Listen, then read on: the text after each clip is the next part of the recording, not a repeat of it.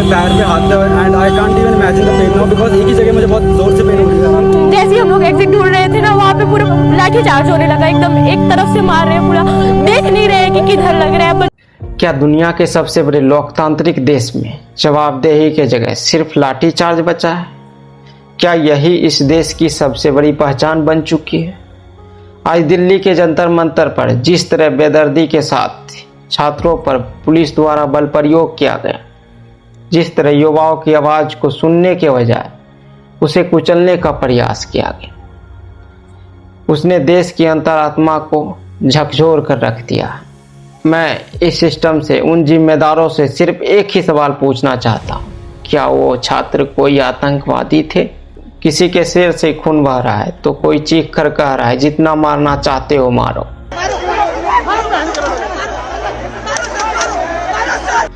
कहीं हवा में आंसू के गैस गोले छोड़े जा रहे हैं तो कहीं युवाओं और पुलिस आमने सामने पीट रहे हैं। आखिर क्यों पीट रहे हैं? ये देश के भविष्य सिर्फ इसलिए कि पेपर लीक पर सवाल पूछना इस देश में गुनाह हो गया है, या फिर उन बेकसूर बच्चों के इंसाफ के लिए आवाज उठाना जुर्म है जो इस दीमक लगी हुई शिक्षा व्यवस्था के भ्रष्टाचार के चलते अपनी जान गंवा बैठे।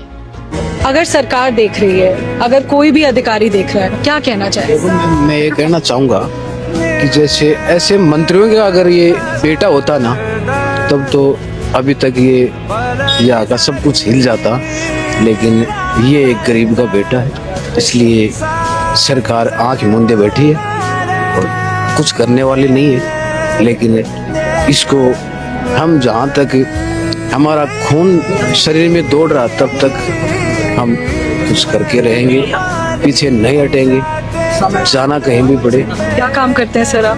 मैं खाली एक मजदूरी का ही काम करता हूँ। इसीलिए सच तो यह है कि यह सिर्फ किसी एक पेपर लीक का मामला नहीं है, यह सीधे तौर पर आपके और हमारे और उस देश के करोड़ों युवाओं के जिंदगी का सवाल है।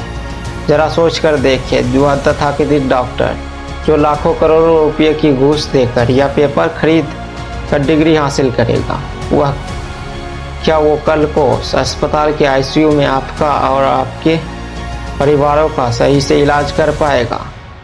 जब शिक्षा और सेहत जैसे क्षेत्र बिकने लगे तो समझ लीजिए कि देश का दिवाला निकल चुका है। और जब इस पर कोई छात्र सड़क पर आकर अपना हक मांगता है तो उसे संवाद करने के बजाय लाठियों से स्वागत किया जाता है। सरकारें आती है, बड़े बड़े वादे किए जाते हैं, बुलेट ट्रेन और डिजिटल इंडिया के सपने परोसे जाते हैं, लेकिन जब वही युवा पूछता है कि पेपर लीक क्यों नहीं रुक रहा है तो हुकूमत बहरी हो जाती है। आज देश का हर वो छात्र जो सालों साल अपने घर से दूर 2 वक्त की रोटी छोड़कर लाइब्रेरी के कोनों में घिसता है, वह अपने ही देश में खुद को ठगा हुआ महसूस कर रहा है। मंत्रियों के महलों में बैठकर नीतियां बनाने वालों को क्या पता कि एक मिडिल क्लास परिवार का बच्चा जब एग्जाम रद्द होने की खबर सुनता है तो उसके घर के चूल्हे पर क्या गुजरती है। इतिहास गवाह है साहब, जब जब हुकूमत ने आवाम की आवाज़ को दबाने के लिए लाठी और दमन का रास्ता चुना है, तब इतिहास ने उनका हिसाब भी बहुत कड़ाई से किया है। जैसा कि कहा गया कि जिस ओर जवानी चलती है उस ओर जमाना चलता है, और तलवारों के साए में नहीं बल्कि इस देश के युवाओं के सुलगते गुस्से और जज्बे में ही देश का असली इतिहास और भविष्य तय होता है। आप लाठियों से शरीर कुचल सकते हैं, लेकिन युवाओं के भीतर सुलगती हुई इंसाफ की आग को किसी आंसुओं के गैस के गोले से बुझा नहीं सकते।